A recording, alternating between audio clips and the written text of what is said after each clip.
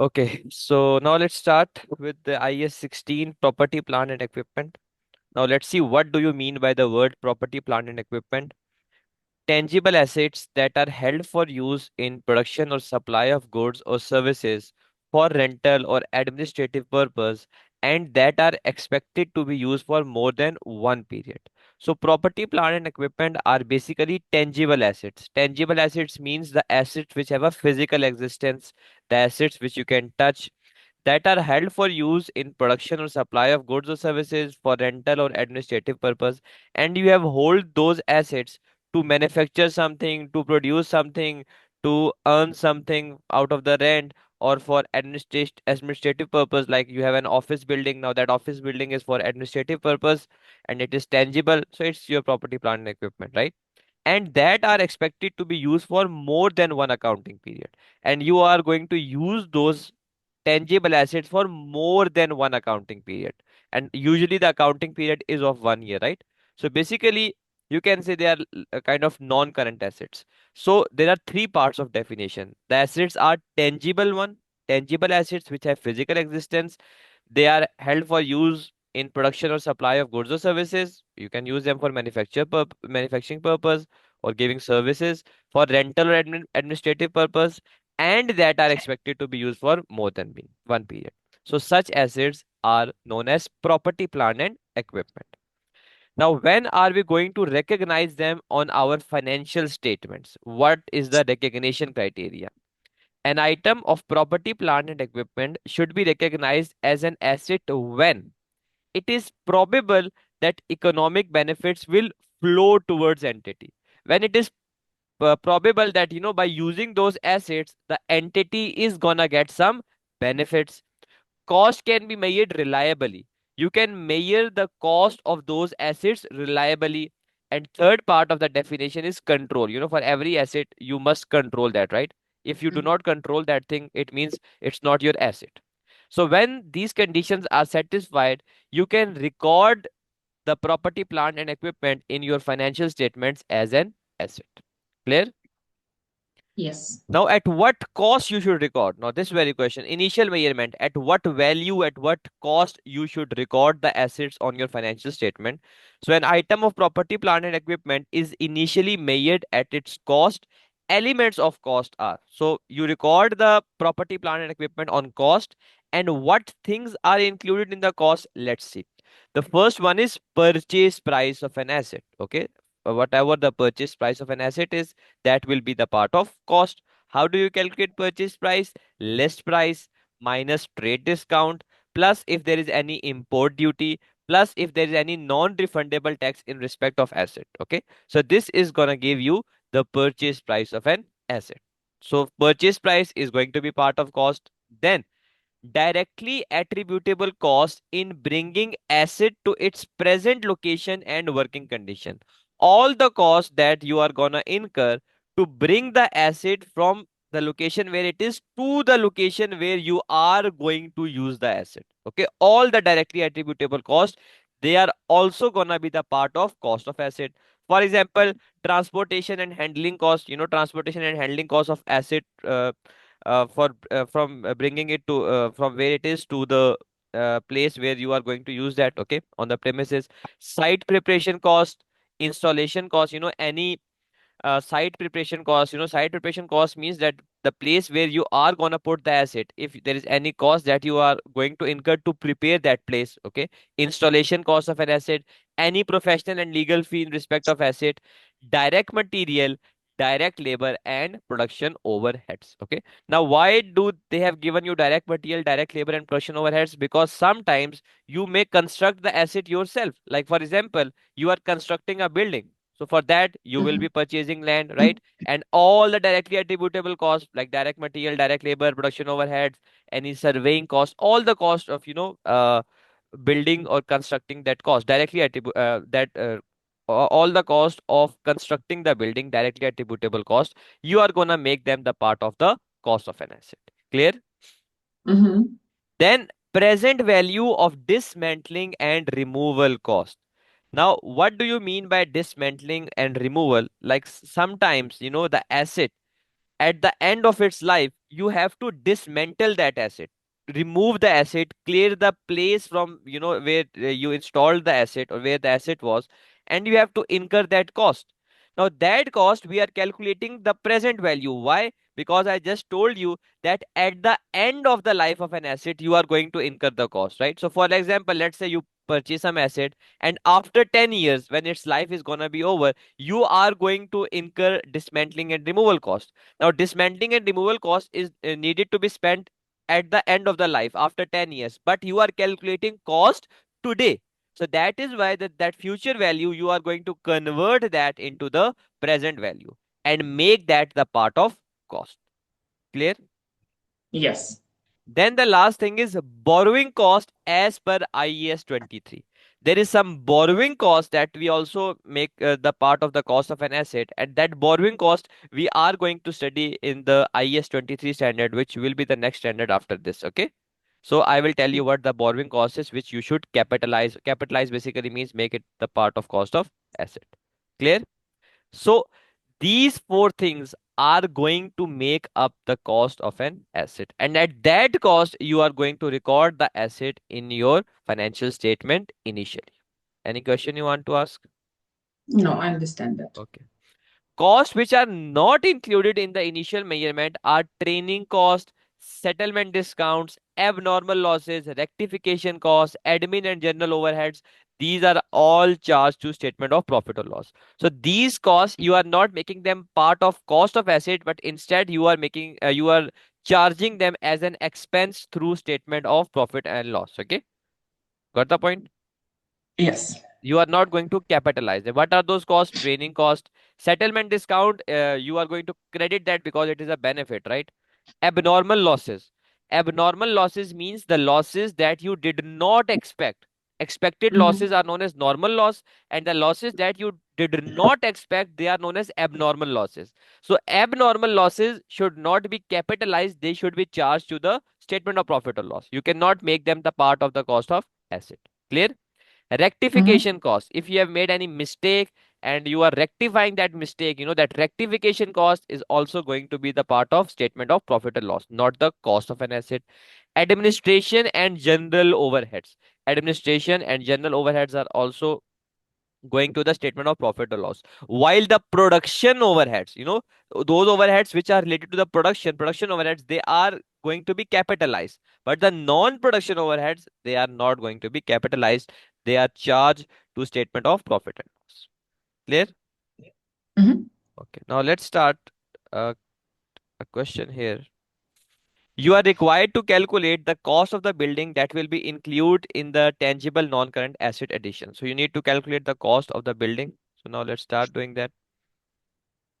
An entity started construction on a building for its own use on 1st April 2007 and incurred the following costs. So they are going to construct the building, and for that they have incurred these costs. First, purchase price of the land. So that is going to be the part Yes. of cost. So purchase price Mm-hmm. Duty 250,000. also is gonna be Then stamp duty. Yes, you are going to make that. legal fees connected to that purchase also gonna be Legal fees. Yes, exactly. Legal fees. You are going to make it the part of the cost. site Site proper preparation, yes, it will be the part of clearance. It means when you are um, preparing the importing site, it. preparing no, Ah. preparing the site, where you are going to Uh-huh. construct that thing. Uh-huh. 18,000. Then materials and labors, I am not going to do them right now because there are some notes that are given to that. So I will just going to write down the figures here. Materials and labor. There's some adjustment that we need to do. Then the architect fee, it is a directly attributable cost, right? The architect who will be designing the building, Mhm. that is a directly attributable cost, right? So we make it the part of the cost of asset, that is 20,000. Okay. General overheads, what about the general overheads? Mm, General overheads, we are not going to make them part of asset. Why? mhm. Because we only make production overheads the part of Yeah. asset. General means, the admin, marketing one, these are known as general overheads. Mhm, Okay. mhm, mhm. So Okay, okay. Now let's do the workings for material and labor. There's a note given to me, so let's read the note. Material cost were greater than anticipated. So it means the cost of material was greater than expected. On investigation, it was found out that material costing 10 million had been spoiled and therefore wasted, and further 15 million was incurred on material as a result of faulty design work. So first thing is that material costs were greater than the expected. So it means there was an abnormal loss, right? So abnormal Mm-hmm. loss, you are not going to make it the part of cost of asset. So what was the abnormal loss? 10 million. Five. Uh, 10 mm-hmm. million. It was found that material costing 10 million had been spoiled. Okay. And Uh-huh. because of that abnormal cost, you have to incur rectification cost of 15 million. And rectification cost also we do not part make it the part of cost of asset here. Rectification cost, abnormal losses, rectification cost. Uh-huh. So it means that these two costs we are not going to make them the part of cost of asset. So what was the total for material? 100,000. So from that 100,000 we are going to deduct this 10,000 and 15,000. They are they will not be capitalized. Okay, they will be charged to the SOPL. Okay, the workings are in triple zero. Any question you want to ask? Could you go a little bit up? Yes, stop. Yeah, we see. So normal losses will go to costs, not to capitalizing. Yeah, on investigating of fund, the material costing 10 million has been spoiled. Mm, so it's our abnormal loss. Yes. Then why are we? Okay. We see here 100,000 minus 10,000. Yeah, Yes. 100 is those materials that we have Total cost in the spent on beginning. material. Yeah, Yes. and then we less 10 million is abnormal loss. Yeah. Yes.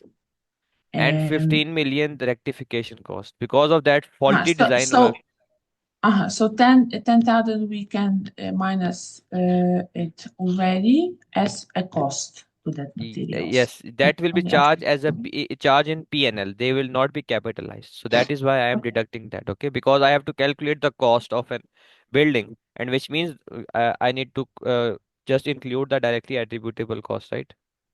Okay, I understand. We can move on. Mhm. So that it will be 75,000.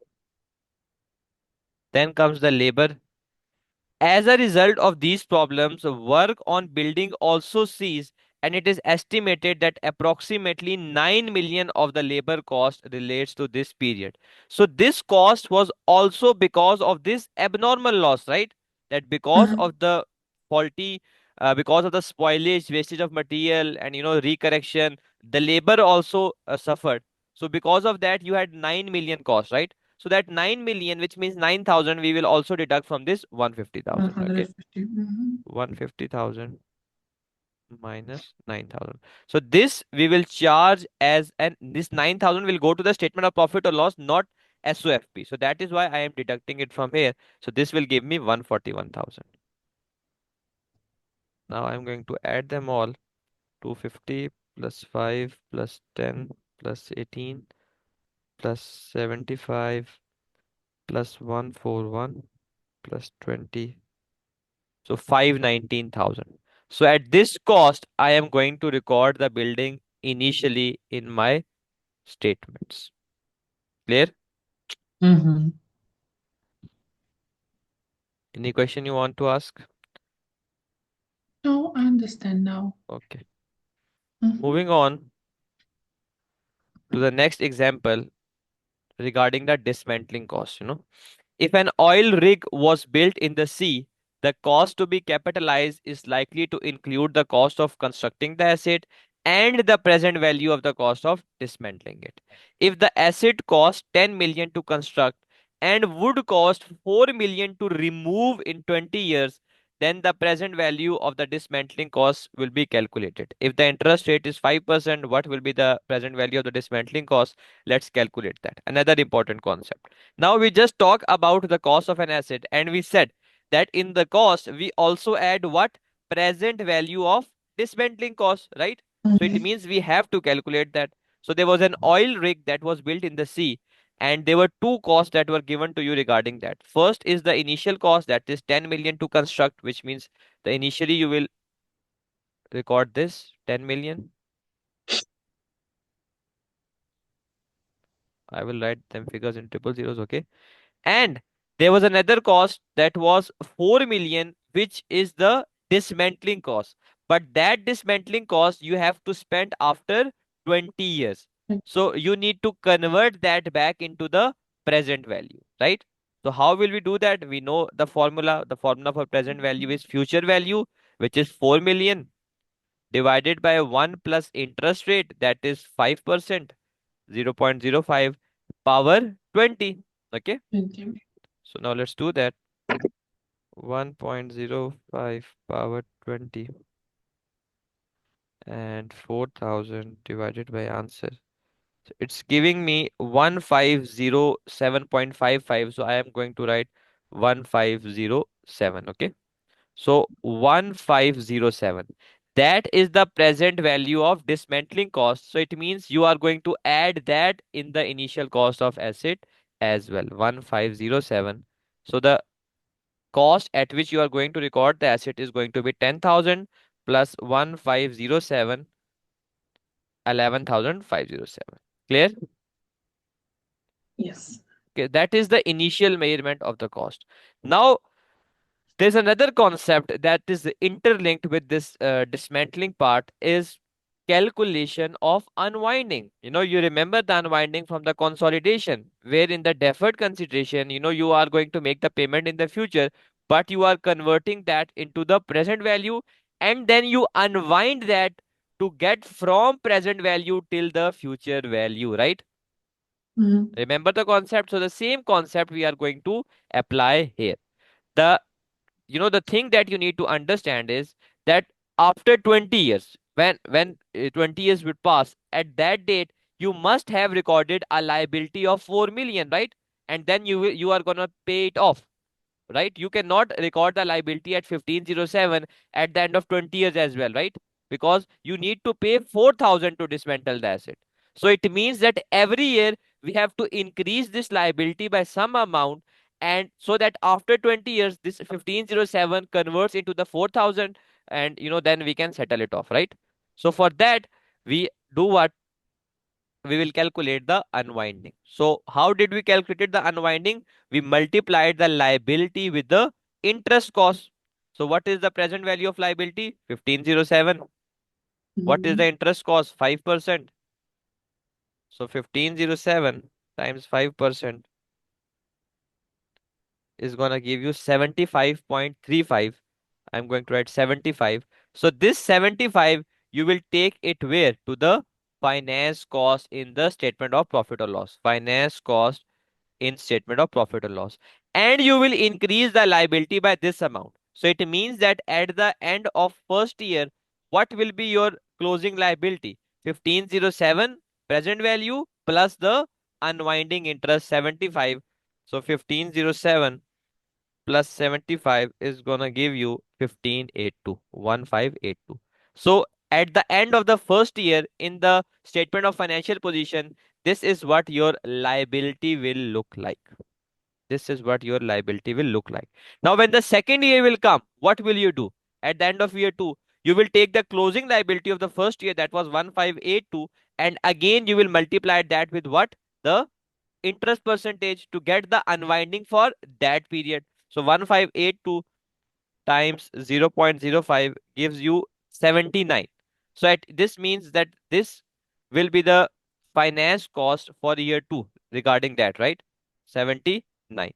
And closing liability will be what for at the end of year 2? 1582 plus 79, and which is going to Mhm. give you 1582 plus 79, 1661.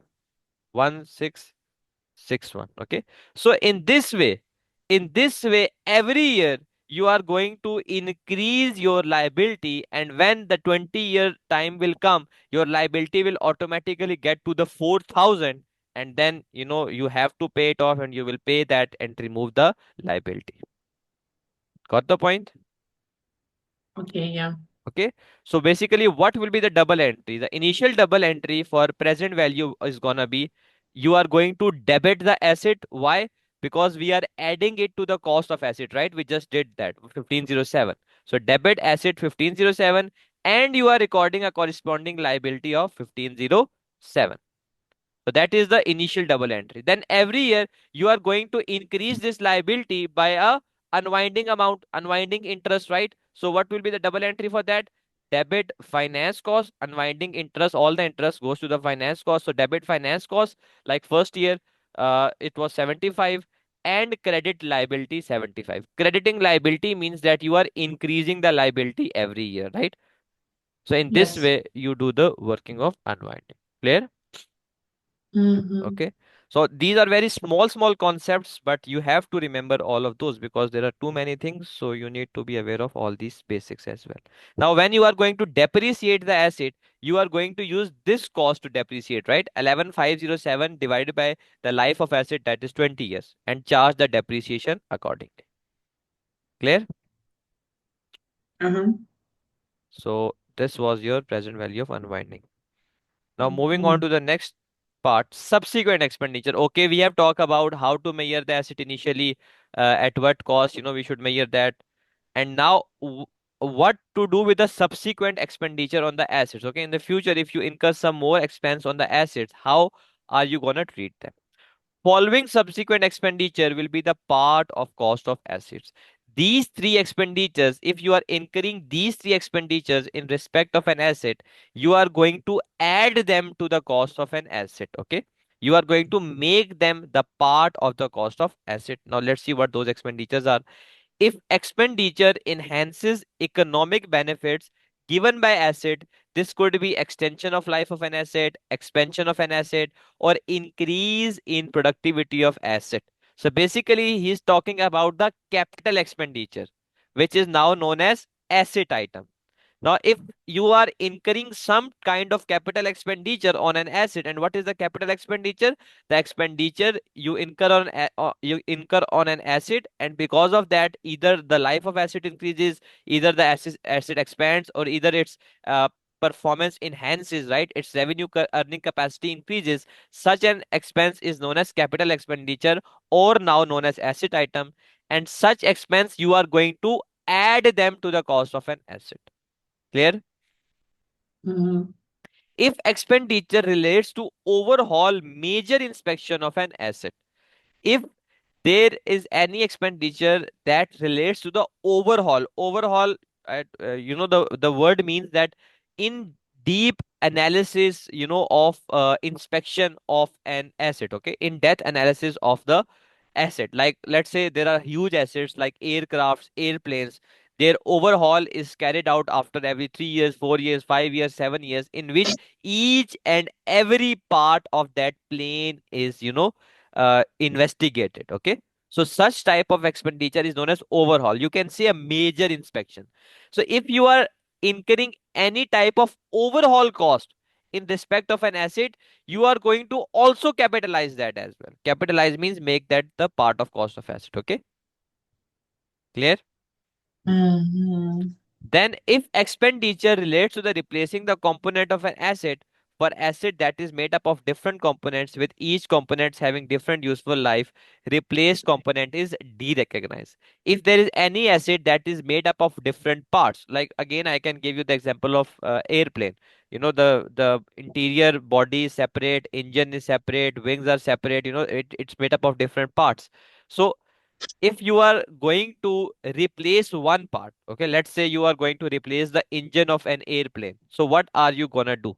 So the replacement expenditure that you are gonna the replacement expenditure that you are going to incur or spend, you will add that into the cost of asset. Okay, you will make that the part of cost of asset, you will capitalize it, and replace component is gonna be derecognized, it will be derecognized.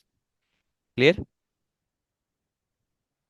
Yeah, so we only added to as added to cost of asset, so it's gonna Yes. be more These expensive. three expenditures you are going to capitalize them. which means you are Mhm. going to make them part of the cost of asset. These are the subsequent expenditure on the assets. Like, the assets, like let's say after 1 year, 2 year, 3 year, you spend these things. So you are going to capitalize them. Okay. Simply just add them to the value of the asset. That's it. Clear? Okay. All other subsequent expenditures should be write off in the statement of profit or loss as they are incurred. For example, repair costs, servicing costs, etc. Except for these three that we talk about. Any other expenditure that you have incurred on an asset, you can simply charge that to the statement of profit or loss as an expense. Okay, like maintenance, repair, servicing, etc. Clear? Mhm. Then comes the depreciation. Now, we know that we depreciate the asset. And what is the depreciation? The definition of the depreciation is systematic allocation of a depreciable amount of an asset over its useful life. So basically, the concept of depreciation says that when you are gonna consume the asset, when you are going to use the asset, its value is going to fall down, wear down. Like, right? Let's say, for example, when you purchase a new car, its performance is very enhanced, but after 2 years, 3 years, 4 years, the performance declines. Maintenance costs need to be spent, right? So that wearing down of the valuation of an asset, we say that is depreciation. Okay, so we depreciate the asset systematically means there's a well designed formula, that we use. That, let's say, for example, if we know that asset life is 5 years, so and its cost is 100, so we are every year we are going to reduce the value by 20, right? Systematic. And then let's say, if some assets values way down slowly, so we can use the reducing balance method with a less percentage, right? And if its value falls down quickly, we can use higher percentage and and use the reducing balance method of the depreciation, right? So it's a systematic way of depreciating. Okay, clear? Mhm. Should be charged at the date when asset is available for use. Very important point. That depreciation, you should start charging the depreciation when asset is available for use.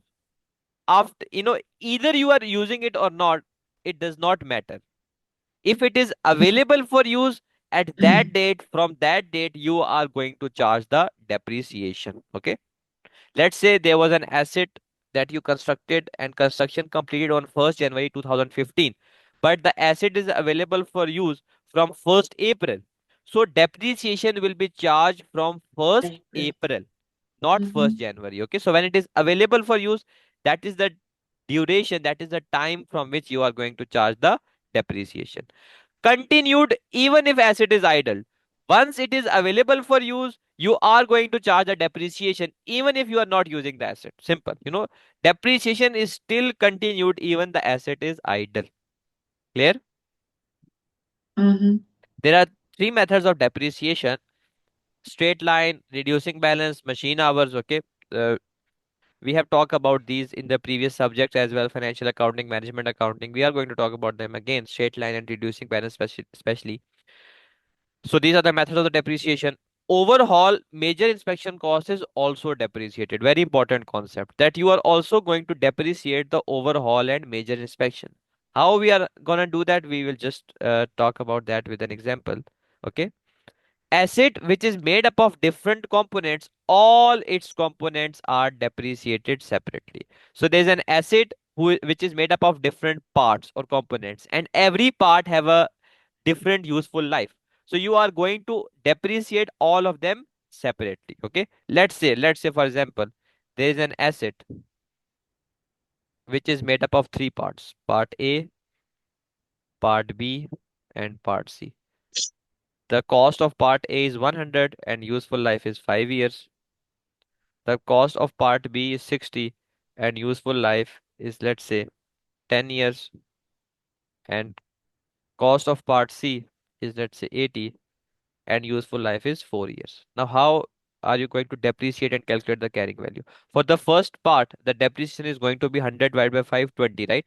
So depreciation will be 20 Mhm. for part A, then 60 divided by 10, 6. 6 is going to be the depreciation for the part B. 80 divided by 4, 20 is going to be the depreciation for part C. So the total depreciation of the first year is going to be 46. And what was the total cost of an asset? 240. So at the end of the first year, what will be the carrying value in the SOFP? 240 minus 46, which is going to be 194. In this way, you will depreciate each and every component differently. Clear? Yeah. Useful life and scrap value of an asset should be reviewed annually and revised. Depreciation is charged using the revised figures. Very important concept that the useful life of an asset, you should revise it. Scrap value, you should revise it. And practically speaking, it makes sense that let's say you purchase a car and you at the time of purchase you said that useful life is 5 years. But after 3 years, you got to know that, oh well, that's great. I can use the car for more 4 years, right? So it means the useful life has increased. Similarly, the scrap value can also increase and decrease, right? Of an asset, scrap proceeds, depending upon the market condition and all stuff. So it means that you have to revise these figures. And once you have revised these, then from that point onwards, depreciation is charged on the revised figures. Depreciation is going to be carrying value at the date of revision. When you revise the figure, what was the carrying value of an asset at that time? Divide that with the remaining useful life of an asset. Now, this is a very basic and important concept, and it's going to be used onwards in other standards regarding the tangible assets. Okay, so you should be aware of that. That when the asset value changes, it's revised, then the depreciation afterwards is charged on that revised value. Clear? Mm-hmm. Okay, now Okay. let's do the example for the overhaul and the this revision thing. Okay, so first is calculate the annual depreciation charge for the years 1 to 5 and years 6 to 10. An entity purchased an aircraft that has expected useful life of 20 years with no residual value. The aircraft requires substantial overhaul at the end of years 5, 10, and 15. The aircraft cost 25 million and 5 million of this figure is estimated to be attributable to the economic benefits that are restored by overhauls. So it means that the cost of aircraft is going to be 20 million, right? Because the total cost is Mm-hmm. 25 million and 5 million is related to the overhaul. So it means that the cost of aircraft is going to be 20 million and the cost of overhaul is going to be 5 million. First point. Clear? Mm-hmm.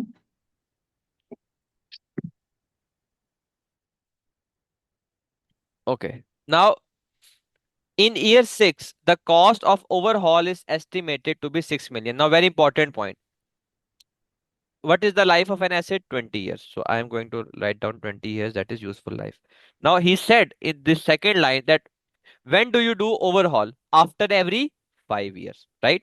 When you do overhaul after every 5 years. So initially, when you purchase an asset and you did a major inspection in which you go through each and every small part of the asset, and the cost was 5 million. And we just talk about that the overhaul cost is capitalized, right, in the subsequent expenditure part. Is this first part clear to you? Mm-hmm. And the life of an overhaul is also 5 years. Why? Because after 5 years, you are again going to do the overhaul. So it means the overhaul is for the 5 years. Is this point clear? Okay. Mm-hmm. And then I just mentioned that you also depreciate the overhaul here. Overhaul major inspection cost should be depreciated. Now, how do we do that? Let's do that. Now, first we have to calculate the depreciation charge for year 1 to 5. So, what is going to be the depreciation? The cost of aircraft is 20 million and useful life is 20 years. So 20 divided by 20, it's going to be 1 million. So depreciation, because it is straight line method, so from year 1 to 5, the depreciation is going to be 1 million.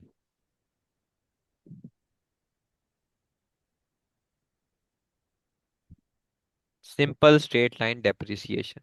Now for overhaul, the depreciation again is going to be 1 million because the cost is 5 million. Life of overhaul is 5 years, so 1 million. Mm-hmm. So from year 1 to 5, the depreciation of the overhaul is also going to be 1 million. So it means that for first 5 years, the total depreciation is going to be 1 million of an aircraft and 1 million of the overhaul. So the total depreciation is going to be 2 million per year for first 5 years. Is this point clear? Yes. This is the first part. Okay. Now, then we have to tell what is going to be the depreciation from year 6 to 10. Now, as far as aircraft is concerned, again, the depreciation is going to be 1 million per year because it is a straight line. But for the overhaul, look, this overhaul was only for 5 years. So, after year 1, what will be the carrying value? 5 million minus depreciation of 1 million, 4 million. After year 2, again, you will charge 1 million depreciation, it will go on to 3. And after 5 years, the overhaul is going to be zero, right? Zero. So Mm-hmm. for the next overhaul, again, when you are going to do the major inspection of an asset, what is the cost? 6 million. That is given Yeah. here. So now you are going to charge the depreciation on the 6 million. 6 year 6 to 10, the depreciation is going to be 6 million, the cost of an overhaul, and the life of overhaul is 5 years. We just talk about that. You do overhaul after every 5, 10, and 15 years. So it means after every 5 years. So this overhaul is again for the 5 years. So the depreciation is going to be 1.2 million per year from year 6 to 10. So the total depreciation from year 6 to 10 is going to be 1 million of the aircraft. What is the problem here? 1 million of an aircraft plus 1.2 million of the overhaul. So the total is going to be 2 million per year from year 6 to 10. Oh, sorry, 2.2 million. 1 plus 1.2, 2.2. Clear? Mm-hmm. So this is how you do the depreciation of the overhaul. Now, moving on to the next test understanding. What is the depreciation charge for the year ended 31st December 20x5? So you have to tell what the depreciation is going to be for the year ended 31st December 20x5. Let's do this question. An entity purchased an asset for 20,000 on 1st January X3. So on 1st January X3, you purchase an asset at the cost of 20,000. Straight line depreciation of the 5,000 per annum has been charged. So depreciation is 5,000 per annum, which is straight line, assuming a 4-year useful life with no residual value. So the life of an asset is 4 years and there is no scrap value. So Mm-hmm. on 1st January 20x5, the annual review was undertaken and you found out that the remaining life of an asset was 4 years. On 1st January, you found out that still the remaining life of an asset is 4 years. Now you have to tell what is going to be the depreciation for year ended 31st December X5, which means from 1st January X5 to 31st December X5, what the depreciation charge is going to be. So for that, first, I will calculate Mm-hmm. the depreciation for first 2 years from 1st January X3 to 1st January X5. So Yeah. depreciation for 2 years is going to be 10,000 because it is 5,000 per year. So carrying value at 1st January X5 of an asset is going to be 10,000. Now at this date, you conducted a review and you found out that still the remaining life of an asset is 4 years. So it Yes. means now you have to revise your depreciation figure. When the useful life is revised, you have to calculate the depreciation on the revised figure. How do you do that? Carrying value at the date of revision divided by the remaining useful life at that date. So at the date of the revision, the carrying value was 10,000 and remaining useful life is 5 years. So the depreciation for this year is going to be 10,000 divided by 4, which is going to be 2,500. So depreciation charge is going to be 2,500 and 7,500 will be the carrying value at the end of the year. So now look, for the first 2 years, you were charging the depreciation of 5,000 per year. But after the revision, the depreciation is now 2,500 per year. So this is how you do the workings for the revision part. And Clear? that task was easy. Yeah, I understand it. Okay. Mm-hmm. Now moving on to the last topic of this standard, accounting treatment.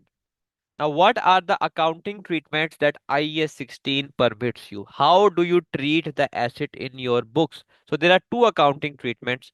The first one is cost model, the second one is a revaluation model. Cost model and revaluation model. Now, let's understand these two and finish the topic. First is cost model.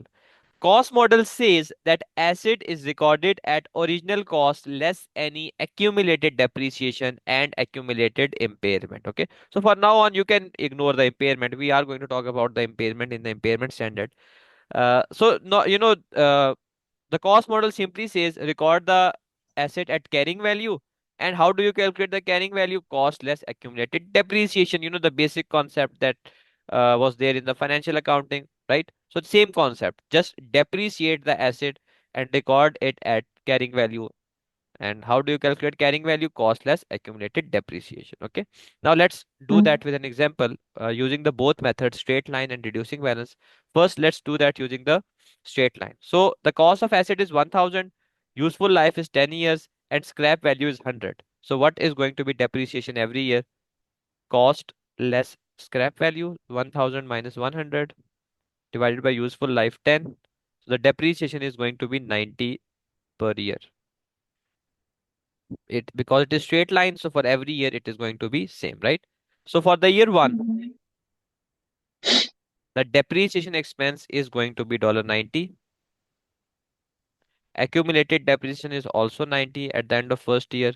And carrying value, what will be the carrying value of an asset? 9, 10. Cost less accumulated depreciation, right? The cost was 1000 and so far only 90 depreciation is charged. So 1000 minus 99, 10. Now year 2, what is going to be the depreciation expense? Again 90 for that year. Now what is going to be accumulated depreciation? 180. The total depreciation charge on an asset is 180, right? 90 for the first year, 90 for second. Accumulated means, combined depreciation from Mm-hmm. start. So what will be the carrying value? Cost less accumulated depreciation. Cost is 1000, accumulated is now 180. So 820 is going to be the carrying value. Similarly, at the end of year 3, this is going to be again 90, and now accumulated is going to be 270. So 1000 minus 270, it's going to give you 730. So this is going to be carrying value. So in this way, you post the depreciation for each year in the statement of profit or loss for that year. The accumulated depreciation is deducted from the cost to calculate the carrying value in the SOFP. Clear? Straight line Mm-hmm. method. Now, what about the reducing balance method? Now, let's do that reducing balance method. Now, for the reducing balance method, you can clearly see I have written down in the last 20%. So, that is the percentage that you are going to use for reducing balance. So, now let's calculate that. Okay, so for year one,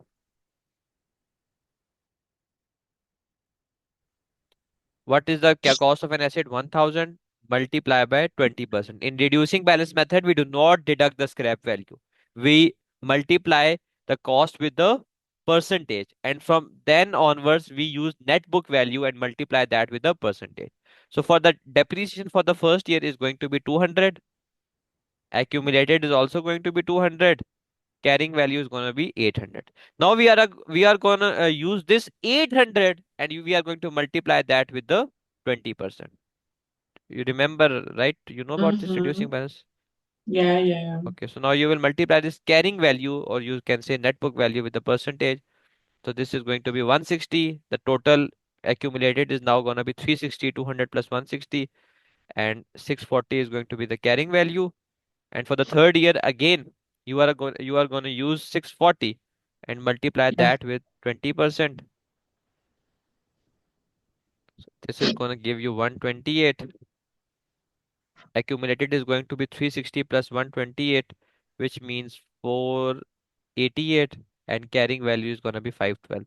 So in this way, you use reducing balance method to of the depreciation. Okay, multiply the cost with a percentage, then multiply the carrying value with the percentages to calculate the depreciation for years onwards. Clear? So Mm-hmm. basic cost model. Now moving on to the new thing, and well, it's in detail, so you have to understand this very carefully. Revaluation model, very important concept in IS 16. And what does the revaluation model says? You record the asset at carrying value, and how do you calculate the carrying value? Revalued amount minus accumulated depreciation minus accumulated impairment. A very important concept. In cost model, you record the asset at cost less accumulated depreciation. In revaluation model, you record the asset at revalued amount minus any accumulated depreciation. Now, how do we do that? Let's understand this with an example and then read the theory part. Okay. So, for example, let's say you purchase an asset at a cost of $1,000 and useful life of an asset was 10 years. So, when you purchase an asset, what will be the double entry for purchase? Debit asset. Because you purchase the asset, you will increase your asset by 1,000 and credit the cash or bank credit cash. So this is going to be double entry for that. Double entries are not tested in the exam, just for the explanation purpose I am writing. Just for understanding this. Yes. Now we will charge the depreciation for first year, year one. What is going to be the depreciation? Cost is 1,000. Useful life is 10 years. So 1,000 divided by 10, 100. Mm-hmm. So 100 is going to be the depreciation for the first year, and carrying value of an asset is going to be 900 at the end of first year, right? Now, what will be the double entry for depreciation of year one? Debit depreciation in the statement of profit or loss, and credit accumulated depreciation in the SOFP. SOFP. So 100 and 100. So this is the double entry for depreciation. Okay. Now we are using the revaluation model. And what does the revaluation model say? Record the asset at its revalued amount. Revalued amount means fair value, yeah, fair value or market value. Okay. So at the end of the year one, asset was recorded in your books at the carrying value of 900. But uh, uh, when you check the market value of an asset, the market value, or you can say fair value of an asset was 1100. 1100. So it means how much increase in the asset's value? 200. So that increase in the asset value due to the revaluation is known as revaluation gain, which is of 200. This gain, you are going to post that into the equity.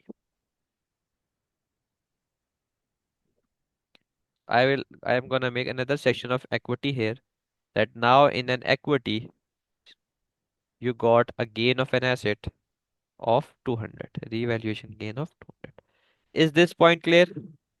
Yeah, it just the difference can't disappear. It has to go somewhere. So it's Yes, so like a gain from that. that difference is known as revaluation gain, and that gain you are going to post that into the equity. Okay.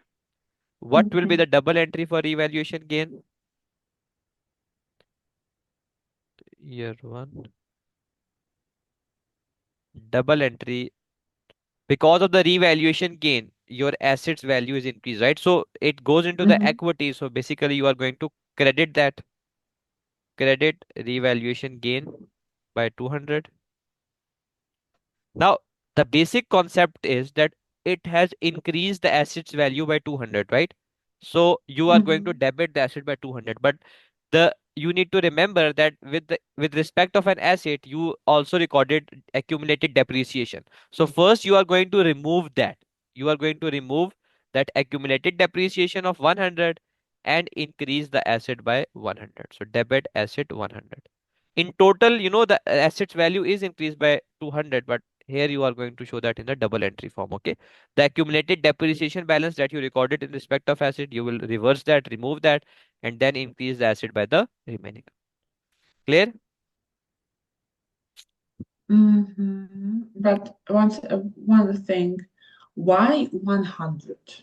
Because you It's only have 200 gain available. ah So 100 Yeah, you I use understand, that. but Yes. 200, it looks like then only 2 years No, depreciation. the thing is, look at the first year, 1000 was your cost, 100 was your depreciation, and the asset was recorded at 900, right? But in the Yeah. second year, you found out that there is an increase. So you did what? 900 was the carrying value. You remove the accumulated depreciation. Accumulated depreciation was 100, right? So removing that means you reverse that. So now you did positive 100. Ah, okay. And then Okay, you understand. add the extra part to get the 1100. In total, the asset value is increased by 200. But in this way, we Mm-hmm. have to show the double entry. Okay. Yeah, now I understand. Mm-hmm. Now, this is the first part. So, in the revaluation model, you are going to record the asset at its fair value. Fair value is basically market value. And if there is any gain, you are going to post that gain into the equity. Now, my question to you is what will be the depreciation for the next year, year two?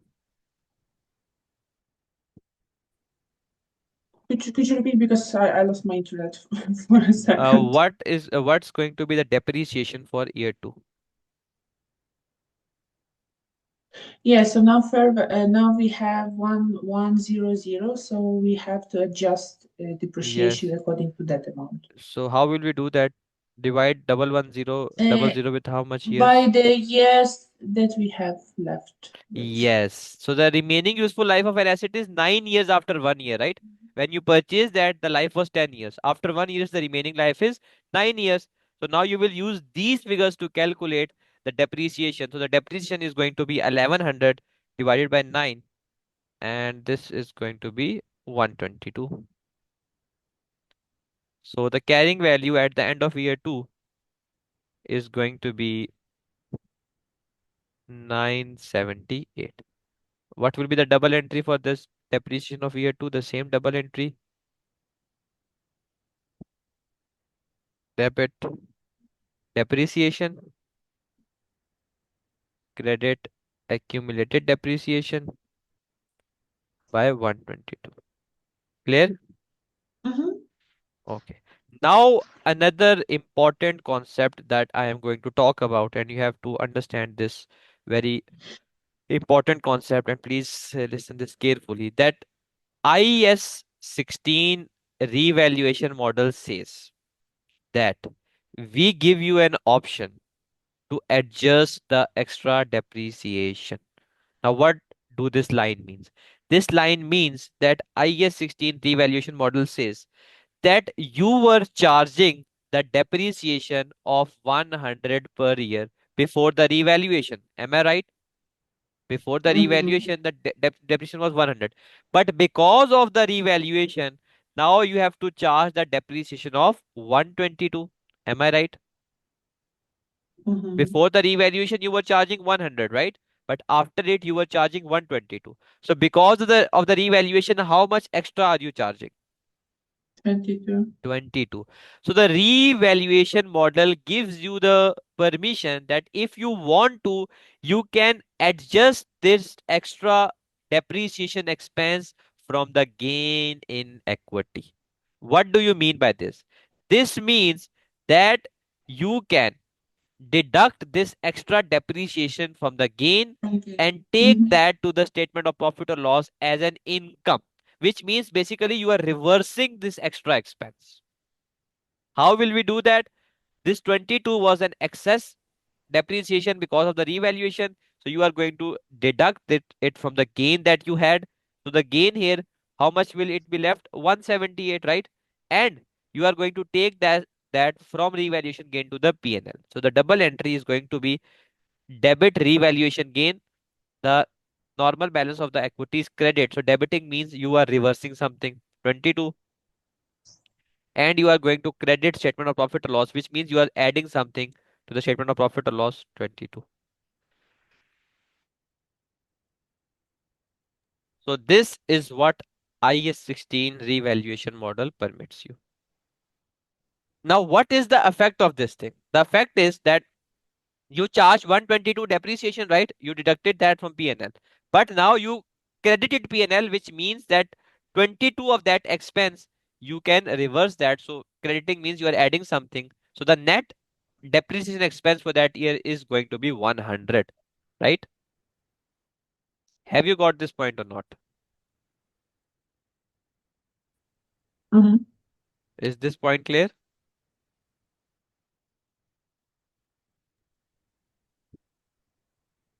If you want to ask any question, you can ask regarding this point. No, I understand, but I just lost interest for a moment. Okay, okay. So this is in the question, he will be mentioning this, that whether you are making the annual transfer from the revaluation part to the P&L or not. Okay, it's not mandatory, but you can do that. Okay, the IAS 16 revaluation model permits you.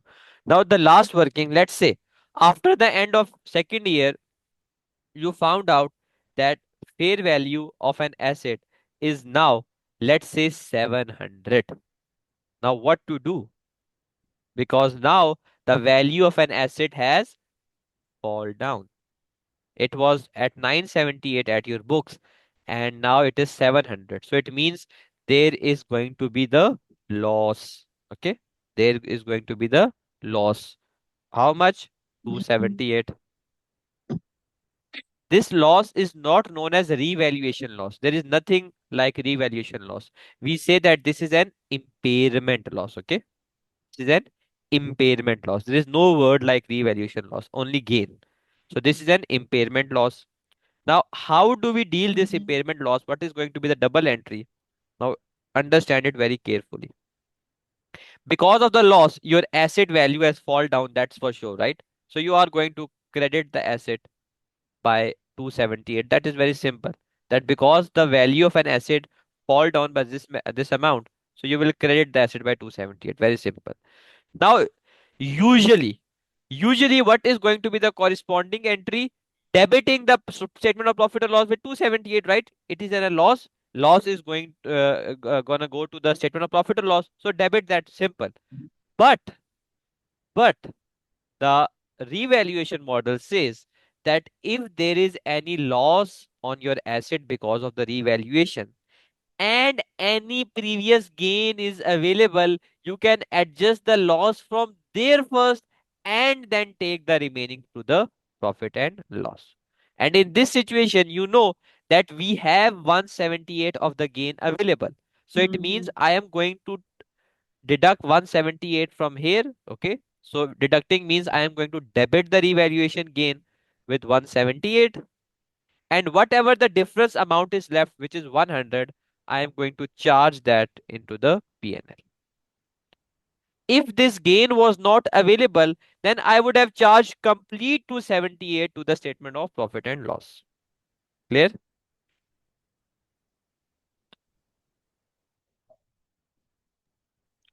So this is the last thing. Any Okay. question you want to ask, you can ask.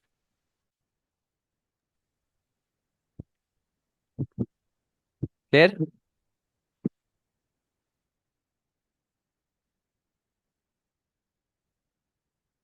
Okay, now let's read out some conditions regarding the revaluation model. The first one is fair value conditions for using revaluation model.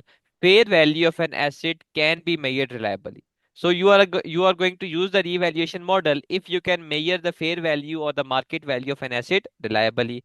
Sufficient regularity to ensure no difference between carrying value and fair value at reporting date.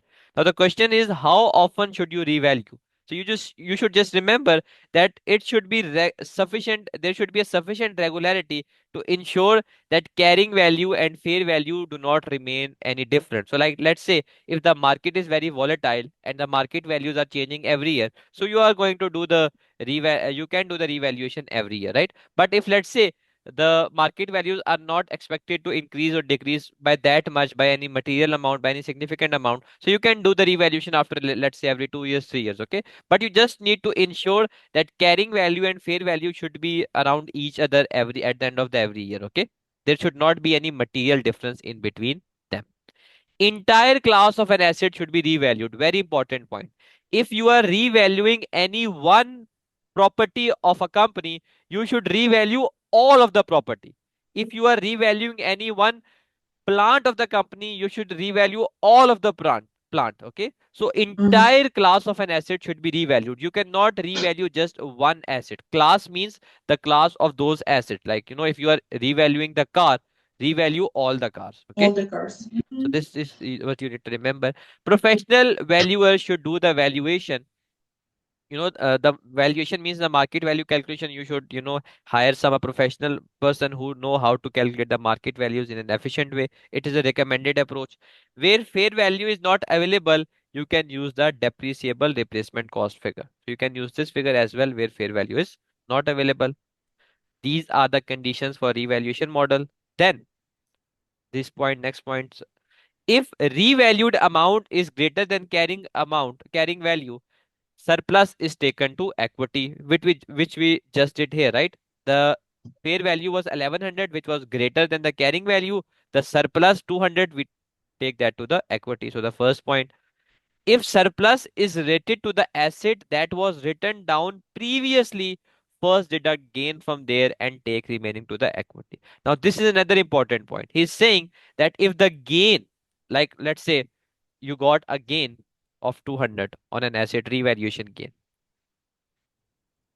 it was related to the asset that was written down previously. Let's say the gain that you had, this asset was written down, there was a loss on an asset previously, and that loss was, let's say, 100. Okay. Loss means that, let's say last year you revalued the asset, but you got an impairment loss of 100. This year you got a gain of 200. So what are you gonna do? You are going to deduct the gain from there first and take the remaining to the equity, which means that if you had 200 gain, 100 you are going to deduct from that loss, you are going to reverse that loss basically, and the remaining 100 gain that is left, you are going to take Mm-hmm. this 100 to the equity. Okay, got the point or not? Mm-hmm. Second, if carrying value is greater than the revalued amount, loss is taken to the P&L.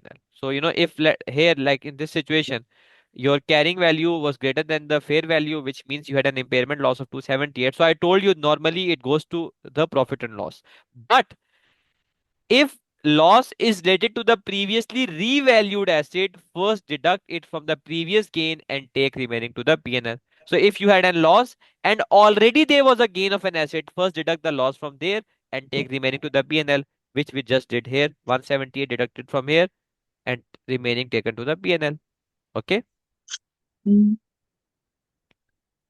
Offsets of gain and losses between different assets revaluation reserve is not permitted. Very important point. These deductions that you are doing, like in the point 1, point 2, point 3, point 4 we talk about, you can only do these deductions with the revaluation or impairment loss of same asset. Like let's say if there is one property which had a gain, you cannot deduct that gain from the loss of some other property, other asset. Okay, so the same assets revaluation reserves should be used for the offset purpose. Clear? Yeah. Depreciation is charged on the revalued amount less any scrap value over remaining useful life. So we already know that when the value is revised, we have to calculate the depreciation of that revised value, like we just did here, 1100 divided by 9 years. Annual transfer may be made from revaluation surplus to retained earnings for excess depreciation charged due to the revaluation. The point that I told you, that the excess depreciation charge, like 22, you can make an annual transfer and take out that from the revaluation gain and post that to the retained earnings, which means the profit or loss statement. Okay, profit or loss is part of the retained earnings, so you can do that. Okay, this option is available to you. Now, a very important note, this transfer is not part of an OCI shown in the statement of changes in equity. The deduction that you are doing here, 22 deducting from the revaluation gain and adding that to the statement of profit or loss, you show this working in the statement of changes in equity only. You are going to Mm-hmm. show this working in statement of changes in equity only. Okay, clear? Any question you want to ask? Now understand. Okay. The last Mm-hmm. topic is disposal of revalued asset. That when you are going to sell the revalued asset, what are the adjustments that you need to do? So the first thing is that you need to calculate the profit or loss on the disposal. Whatever the sale proceeds is deduct the carrying value from that, you will Mhm. get either profit or loss. Profit or loss is shown in the P&L statement in the year in which disposal occurs, very clear. And now the important point, any balance on revaluation surplus relating to this asset should be transferred to retained earnings. Again, if you are disposing of any revalued asset and there was a gain in an equity of that asset, when you are going to dispose that, you are going to transfer the gain from revaluation surplus to the retained earnings. Okay. And again, this transfer you are only going to show in the statement of changes in equity, not in the SOPL and OCI. OCI means other comprehensive income. So you are only going to show that in the equity statement. Now, the retain in the retained earnings, profit is the part of retained earnings. Like, how do we calculate the closing retained earnings, opening retained earnings plus profit minus dividend? So it means profit for the year is part of retained earnings. So we are transferring the gain from revaluation surplus from equity to the retained earnings. Clear? Mhm. Now let's see how we do that and finish the topic. B Okay. purchased a property costing 1000 on 1st January X3, which had a useful life of 10 years. So you purchase a property on 1st January and cost of that was 1000 and useful life was 10 years. 1000, just the problem with this pen.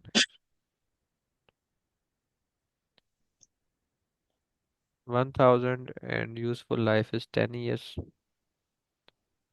At 31st December X7, the property was revalued at 800, resulting in a gain.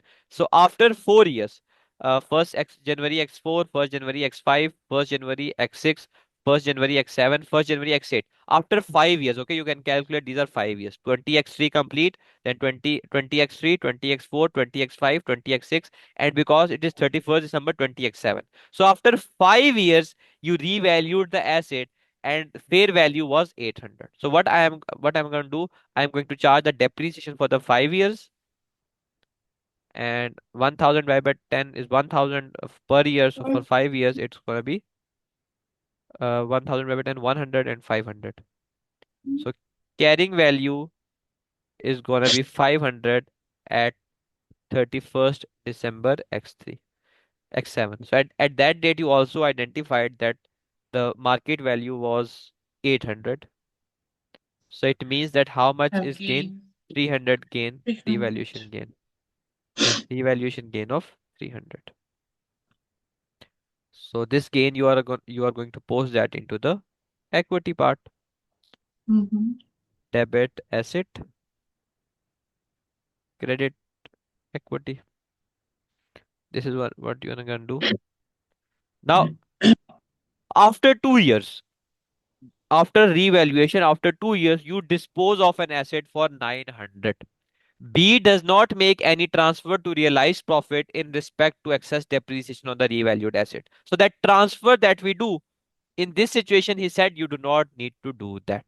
You do not need to deduct the excess depreciation from the gain. You do not need to do that. Okay. So simply what Mhm. are we gonna do? Just going to put it here. Fair value 800. And at that date, what is the remaining useful life? 5 years. So Mhm. what the depreciation for the 2 years is gonna be? 800 divided by 5 multiply by 2. 800 divided by 5 to 320. 320.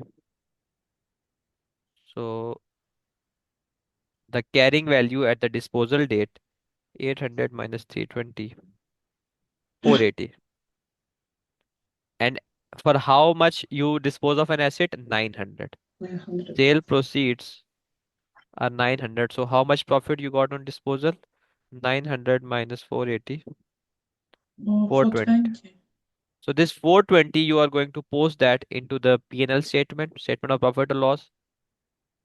Okay, this is the first thing. And what is mentioned here, that if there was any gain this in respect of that asset, you are going to transfer that gain from equity to the profit and loss, or you can say to the retained earnings. So what is going to be the double entry? Debit revaluation, because its normal balance is credit. So you are going to debit revaluation 300. There was a gain of 300. We just calculated that. And credit retained earnings. Okay. You did what? You transfer this gain from revaluation surplus to the retained earnings. So this is what you need to do. If let's say he had mentioned that that because of the excess depreciation you deduct the gain and take to the retained earnings. In that case, what you would have done? Now you know that before revaluation the depreciation was 1000 per year, but because of the revaluation it is 160 per year. So there's 100, sorry, there's an increase of $60. So for 2 years Mm-hmm. the increase would be 120. So you would have deducted 120 from 300, 180, and at the disposal this remaining 180 you would have taken that to the retained earnings. Why you take that to the retained earnings? Because now it is realized. Like let's say your carrying value of an asset was 800 and market value is 1000. Now you recorded the gain of 200, but it is not realized. It does not mean that you got 200 cash from somewhere, right? Did you But got that money? Mm-hmm. yes, but when you sell an asset for 1000, then you will Get the realize money. that amount, right?